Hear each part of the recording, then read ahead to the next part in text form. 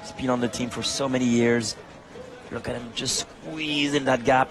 His first ever World Tour victory. Look at Derek G going, and Pidcock just couldn't find the gap to go through at the right time. He left it a little bit late, didn't he? Turgis got it absolutely nailed. Pidcock second, bangs the handlebars. Derek G in third, fourth is Aaron Burrow, fifth is Ben Healy, and here's the helicopter shot. Nico, take us through it. Yeah, well, just through the corner, Luchenko tried to go, but he just had nothing left into him. It was the last bit of energy of that left bit. Anyway, G goes, Turgis goes on the side, Pidcock tries to get in the middle, just too late. Actually, brilliant ride by Pidcock. You said he was probably your favorite from that group. I said maybe it'd be difficult with some of the faster sprinter guys. But again, if the sprinters go early and kind of cancel each other out. Well, you said Stuyven and I said Pidcock, and one of them nearly got it. But we didn't think about Anthony Turgis. No. Because Total Energy have a win in the Tour. It's his first ever World Tour win. And France have 3 wins in 9 days. This is just a total different tour for them.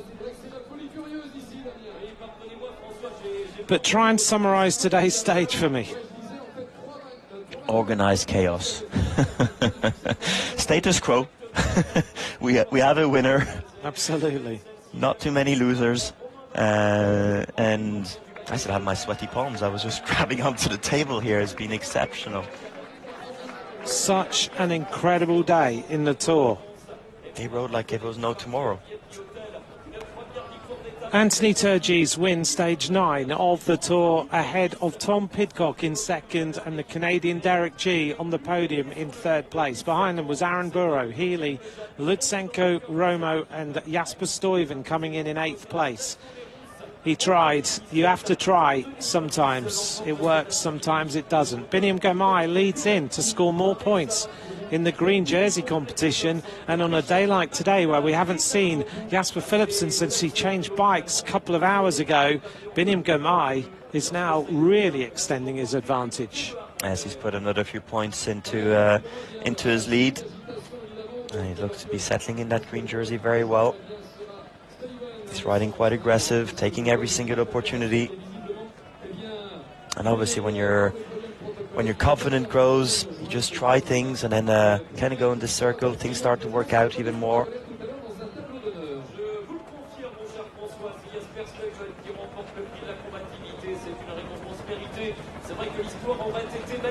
Anthony Turgis' last win was 5 years ago.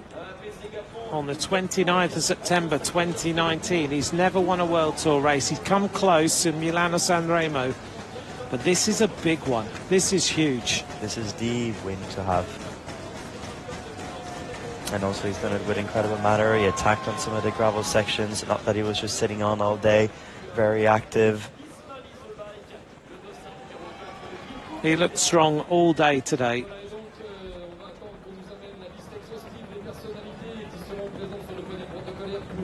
Yeah, but all these riders, as you said, they rode like tomorrow doesn't matter. No, well, it is a rest day, but they're going to be quite still tired. 2 full weeks of the Tour de France.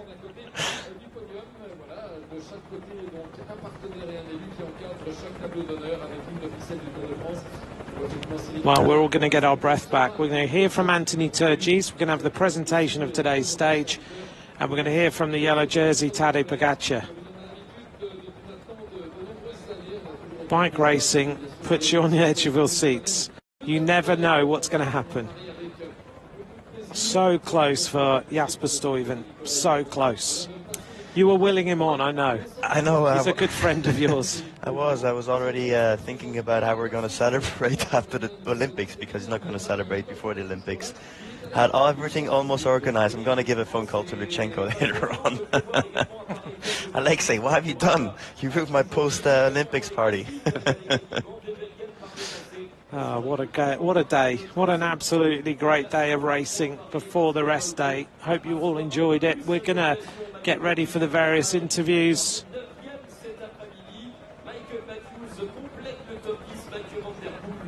S'est classé 11e avec le maillot de champion du monde. Mais quelle étape, François, quelle étape avec de nombreux enjeux.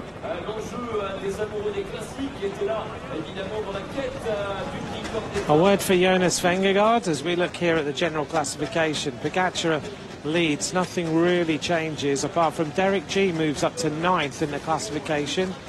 He moves up 5 places. Jorgensen moves down 1 place. So a good day for Canada, good day for Derek G, finishes 3rd.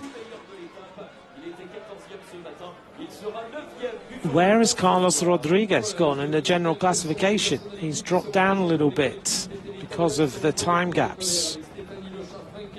I think it might have been in the sprint. There might have been a quick split there. I saw Giulio Ciccone sprint to close the gap, but it might have been another little sprint gap behind him. A quick word on Vingegaard, because he spent the last 90-odd kilometres on his teammate's bike. That's not easy to do, is it?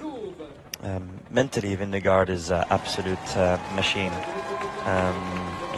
His plan was to stick to Tadej Pogačar's wheel, and he's done that brilliantly. And if he couldn't do it immediately, he had someone else to bring him to the wheel. They managed the whole stage in a brilliant way. I give a big chapeau to him. Here's Anthony Turgis.